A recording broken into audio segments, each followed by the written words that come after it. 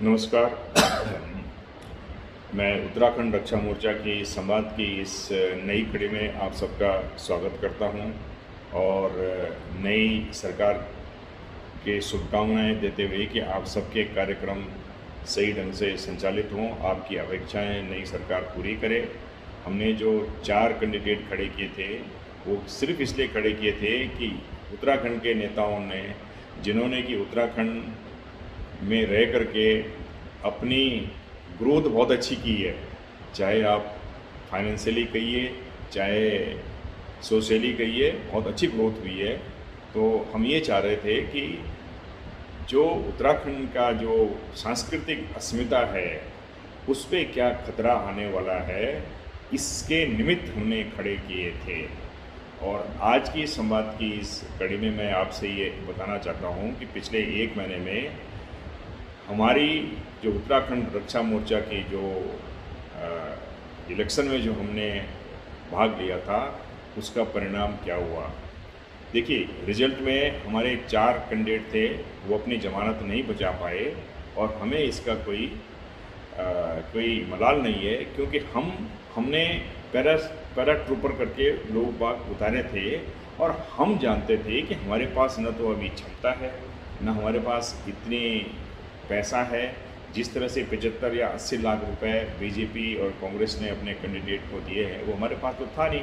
हम तो इसलिए मुद्दे पे उतरे हैं कि हम एक क्षेत्रीय दल को उभारना चाहते हैं जो अपनी मातृशक्ति और युवा शक्ति के बेस पे, जो पढ़े लिखे लोगों के सानिध्य में रह करके हम उत्तराखंड में एक अच्छे क्षेत्रीय दल को बनाएं, क्योंकि राष्ट्रीय पार्टियां जो है हमारे उत्तराखंड की जो नितांत आवश्यक जो सांस्कृतिक आवश्यकताएं हैं, हमारी संस्कृति की रक्षा के लिए इनके प्रति कोई ध्यान नहीं रहा है। और जबकि राष्ट्रीय स्तर पर भारतीय जनता पार्टी के जो प्रधानमंत्री हैं वो बहुत जो भी कार्य कर रहे हैं, वो देश हित में जो कार्य कर रहे हैं हम उनका समर्थन करते हैं। लेकिन कुछ ऐसे भी नेग्लिजेंस ऐसी होती है, जैसे उत्तराखंड में क्या होना चाहिए वो भारतीय जनता पार्टी सामने आकर के नहीं कर पाई। देखते देखते पिछले 5-6 साल में उत्तराखंड में लगभग 8 से 10 लाख भारी लोगों का जो जमावड़ा हुआ है, जो सेटल हो रहे हैं। भ्रष्टाचार इतने सीमा पे है कि कोई भी आकर के कोई भी डॉक्यूमेंट ले लेता है, कोई राशन कार्ड बना रहा है, कोई जो है फिर आधार कार्ड बन रहा है, धीरे धीरे करते हैं। पूरे बॉर्डर एरिया में जो है बाहर के आदमी आकर के बस रहे हैं। और उत्तराखंड में जो बाहर का जो आगमन है, हम उनका 2 कारणों से विरोध कर रहे हैं। सबसे पहला कारण तो यह है कि उत्तराखंड में जो संस्कृति है उसको हम किसी भी कीमत पे पॉल्यूट नहीं होने देना चाहते, क्योंकि एक सांस्कृतिक विरासत जो उत्तराखंड की है वो सारे भारतवर्ष के लिए नितांत आवश्यक है कि ताकि उत्तराखंड जो है भारतीय संस्कृति में से उसमें कोई छेड़खानी न हो। क्योंकि हमारे जो 4 धाम हैं, हमारी जो सांस्कृतिक परंपराएं हैं, वो हमारी भारत की सांस्कृतिक परंपराओं को आगे बढ़ाने के लिए बहुत आवश्यक है। लेकिन वो क्या रहा है कि एक पार्टिकुलर सेक्शन ऑफ पीपल और किसी इंटरनेशनल कॉन्स्पिरेसी के तहत, मुझे तो इसमें पाकिस्तान की ISI का हाथ लगता है या ऐसे ही किसी लोगों का हाथ लगता है कि आप जो है किसी तरह से एक कॉरिडोर बनाएं, वेस्ट बंगाल से बिहार, बिहार से पूर्वी उत्तर प्रदेश, पूर्वी उत्तर प्रदेश से उत्तराखंड, उत्तराखंड से होते हुए हिमाचल से होते हुए जम्मू कश्मीर की तरफ से, ये शायद चल रहा है। पर हमारा कहना ये है, हम एक सेकुलर कंट्री के हैं, हम हर एक धर्म के लोगों के साथ हमारी सहिष्णुता है। हिंदू धर्म में तो हर धर्म का स्वागत है, लेकिन हम ये चाहते हैं कि कोई भी दूसरे धर्म के लोग या दूसरे संस्कृति के लोग वो यहाँ पर उत्तराखंड में किसी साजिश के तहत बसने का चेष्टा न करें। जब वो साजिश की तरफ बसने की चेष्टा करते हैं तो उससे क्या होता है, उससे पूरी एक जियोपॉलिटिकल के अंदर वो आ जाता है और फिर जो है कॉन्फ्लिक्ट जो है शुरू होती हैं। ऐसा अभी देखने को मिला है, जैसे आसाम में हुआ है। आसाम में पूरे बांग्लादेश से मुस्लिम जो है आबादी वहाँ पर बहुत ज़्यादा आकर के उनका 8-10 डिस्ट्रिक्ट में उनका पर्वच्य हो गया, वहाँ कोई नहीं जीत सकता है। उससे क्या हुआ है, कॉन्फ्लिक्ट हो गई। उससे क्या है, वहाँ टेररिज्म हो गया। इसी तरह जो त्रिपुरा में जो हिंदू शरणार्थी आए थे बंगाली वहाँ से, उनके कारण भी क्या है कि वहाँ के ट्राइबल जो है माइनॉरिटी में हो गए, और फिर वहाँ जो है 30 साल तक जो है बहुत लंबा युद्ध चला, बहुत ब्लड सेट हुआ, बहुत सारे लोग मारे गए। तो इस तरह से जो राष्ट्र की जो अक्षुण्णता का जो खतरा आता है, जो त्रिपुरा और नॉर्थ ईस्ट में जो आसाम ने जो देखा है, हम नहीं चाहते हैं कि उत्तराखंड भी ऐसे ही बने। बाकी हमारे जो मुसलमान भाई हैं, क्रिश्चियन भाई हैं, जो जो उत्तराखंड के हैं, उनका स्वागत है। तो हमने ये कहा था, और जब हमने ये इशू रेज किया, मैंने उसमें रेज किया है इशू, ये अपनी प्रेस कॉन्फ्रेंस में मैंने ये बोला था, कई बार बोला है, अपने भाषणों में मैंने बोला है, अखबारों में मैंने ये कहा है, अपने घोषणा पत्र में कहा है कि आप कम से कम भारत सरकार, ये मोदी जी कम से कम ये तो करें, यहाँ के जो नेता, इनके छुटभैया नेता यहाँ पे बने हुए हैं, इनको कम से कम जो है ये वेरीफाई तो करें कौन लोग बस रहे हैं। अगर ये भारतवंशी है कोई प्रॉब्लम नहीं है, लेकिन ये भारतवंशी नहीं है, बाहर से आकर के या नीचे से आकर के किसी उन्माद के तहत ये बचने की कोशिश कर रहे हैं कि हम इसमें ये करेंगे, हम इसमें वो करेंगे, तो उसकी इंक्वायरी पूरी होनी चाहिए। और जो मेरा जो वह था, ये बिल्कुल सही साबित हो रहा है। 26 जनवरी 2022 को नेपाल में जो जनसंख्या के जो आयाम आए हैं, उनसे ये स्पष्ट हो चुका है कि पिथौरागढ़ के आसपास के जितने भी गोरखे थे वो वहाँ से पलायन कर गए, और उनके जगह एक विशेष धर्म के लोगों ने वहाँ पे ऑक्युपाई कर लिया है, जो हमारे बॉर्डर एरिया में है। इसी तरह हमारे यहाँ भी जो है हर जगह कहीं मज़ारें बन रही हैं, कहीं जो है मस्जिदें बन रही हैं, कहीं जो है चर्च बनाए जा रहे हैं। इसका संज्ञान तो गवर्नमेंट को लेना चाहिए। 5 साल से कर क्या रहे थे। लेकिन खुशी की बात यह है कि मैंने 31 मार्च को 22 को उत्तराखंड के मुख्यमंत्री जी श्री धामी जी को ये लेटर, मैंने एक पत्र लिखा था, उसमें मैंने उनको एक 6 सूत्रीय कार्यक्रम दिया था कि आपको मैं बधाई देता हूँ और आप ये काम करिए, हमारा दल जो है आपको इन सब कामों में समर्थन देगा। क्योंकि हमारा ऐसा दल है जो हम केवल पावर के लिए और पैसे के लिए हम कोई राजनीति में नहीं आते हैं। हमने राजनीति को एक जो है एक सामाजिक क्रांति के रूप में इसको ले रहे हैं, ताकि कैसे एक क्षेत्रीय दल जो है लोगों के मुद्दे उठा करके करे। तो सबसे पहले तो मैंने उनसे यही रिक्वेस्ट किया था कि आप पुलिस का पूरे वेरिफिकेशन करवाइए कि ये कौन से लोग यहाँ पे आकर के बस रहे हैं और क्या बस रहे हैं, क्यों बस रहे हैं। दूसरा, फिर हमने उनसे भू कानून के विषय में बात की थी। ये भू कानून के विषय में सारी दुनिया, सारे देश के लोग अपने उत्तराखंड के सरकार पे हंस रहे हैं कि भाई मैंने तो वो कमेटी बिठा दी है। अरे कमेटी क्यों दिखा दी है? आपने जो पिछली सरकारों ने जो 12 एकड़ तक की ज़मीन को जो है आपने वो कर दिया है, तो उसी से तो लोग बाहर आए। आपको खाली ये करना, हमने ये कहा था, सारी जनता ये कह रही है कि आप हिमाचल की तर्ज पे एक भू कानून लाइए।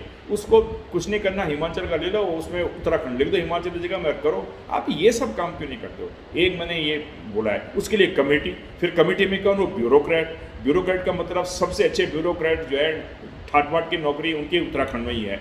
4-4, 5-5 गाड़ियाँ, ऐश करो, मंत्री के नहीं सुनो। और जो सान पिक्चर देखिए आपने, मुगाम्बू की तरह बैठे रहो, लोग बाग आएँ और मुगाम्बू को बोले हैं। फिर वो जो बात करेंगे, वो अजीत जो कहता है कि न मैं तुम्हें मरने दूंगा और न मैं तुम्हें जीने दूंगा। यही यहाँ की जो सरकार के जो ऑफिसर हैं वो ऐसे तो रहते हैं जनता के सामने।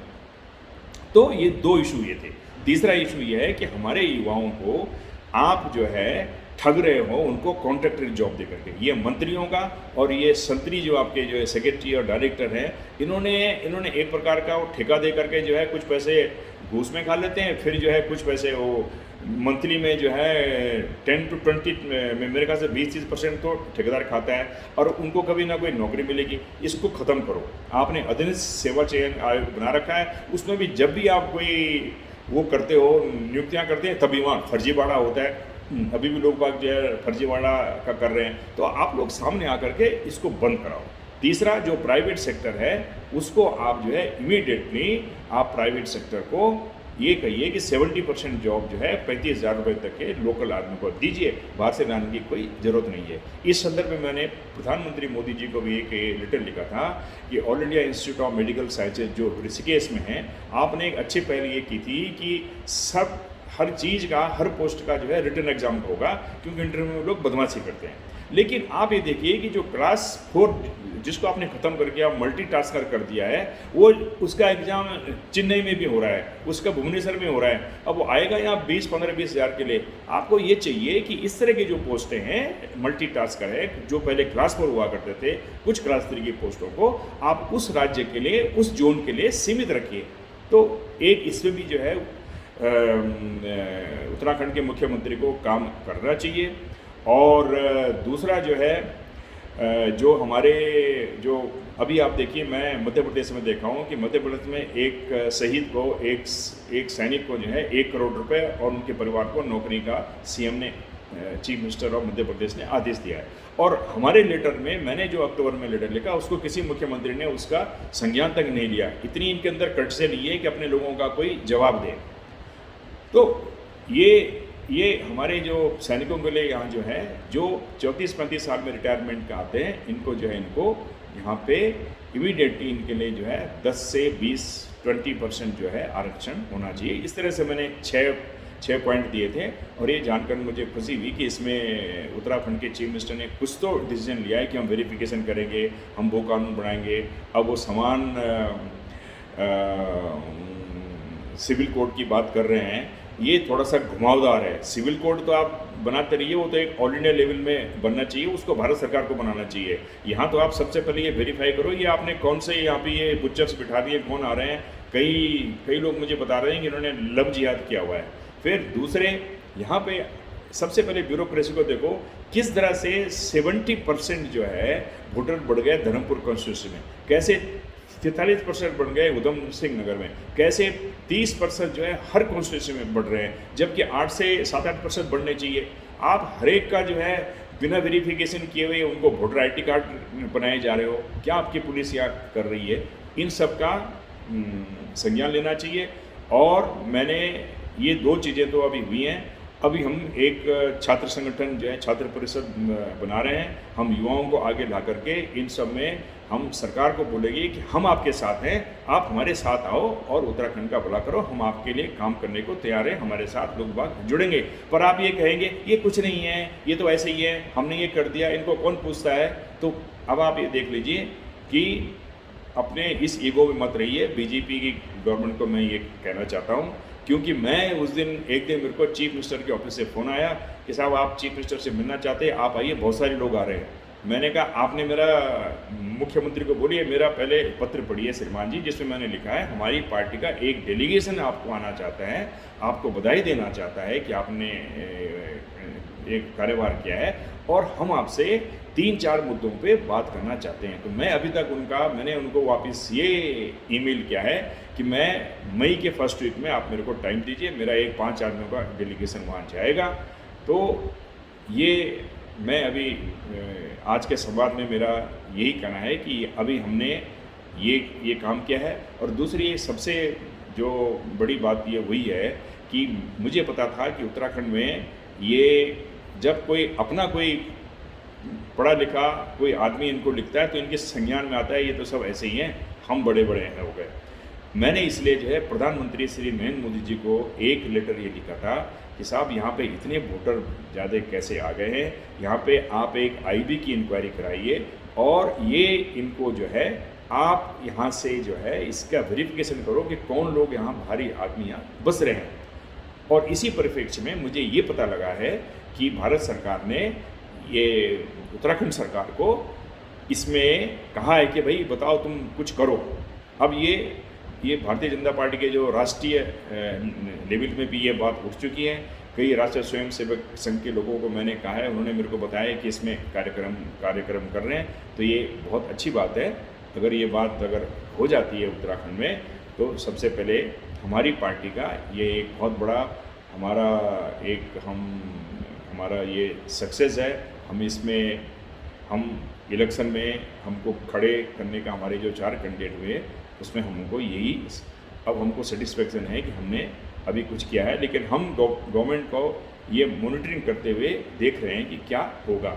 दूसरा जो इशू मैंने मुख्यमंत्री को लिखा था, प्राइम मिनिस्टर को भी लिखा है और मैंने आज एक आज के दिन एक मेरा आर्टिकल भी आया है जो कि लोगों ने बहुत उसको लाइक किया है कि डेमोग्राफिक चेंजेस, जनसंख्या का जो सारे देश में जिस तरह से हो रहा है उस तरह से एक बहुत अच्छे फॉरेनर एक्ट की ज़रूरत है बनाने की, क्योंकि आजकल कोई भी आदमी भ्रष्टाचार से जो है अंदर घुस जाता है। बीएसएफ वाले भी आने देते हैं, कोई और जगह से भी आ रहा है। इसलिए जो है एक ऐसे एक्ट बनना चाहिए जिसमें कि कोई भी बाहर का आदमी, बाहर के देश वाले हमारे देश में न घुस सकें, और जो घुसपैठी आ गए उनको चिन्हित किया जाए, उनकी सिटीजनशिप को ख़त्म किया जाए और उनको डिपोर्ट किया जाए।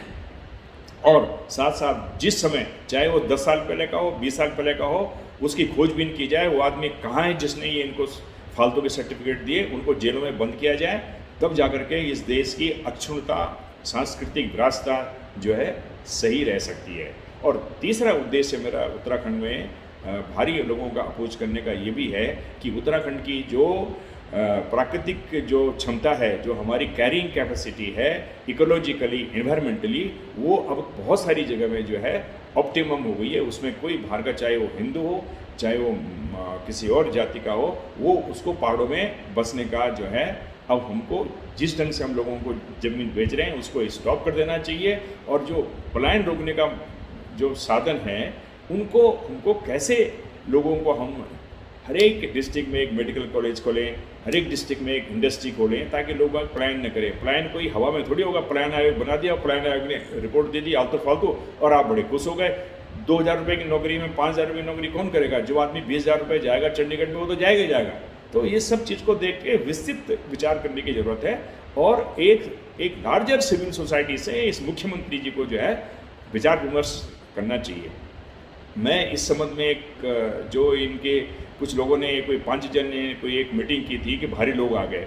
भाई, सबसे पहले ये मुद्दा जो है उत्तराखंड रक्षा मोर्चा ने उठाया था, और अनूप नौटियाल ने एक रिपोर्ट निकाली थी, उसके बेसिस पे हमने इसको और भी आगे बढ़ाया। लेकिन ये मुद्दे हम जो है 8-9 महीने से उठा रहे हैं। तो क्या आप ये नहीं समझते थे कि कोई उत्तराखंड रक्षा मोर्चा के हमारे जनरल सेक्रेटरीज वहाँ पे बैठे हुए हैं, अध्यक्ष बैठे हुए हैं, क्या आप हमको नहीं बुला सकते थे उसमें? लेकिन आप यही काम करोगे तो आप जो है एक गड्ढा खोद रहे हो इस राज्य के लिए, जो कि यहाँ की जनता धीरे धीरे जो है समझ करके इसको बर्दाश्त नहीं करेगी। धन्यवाद।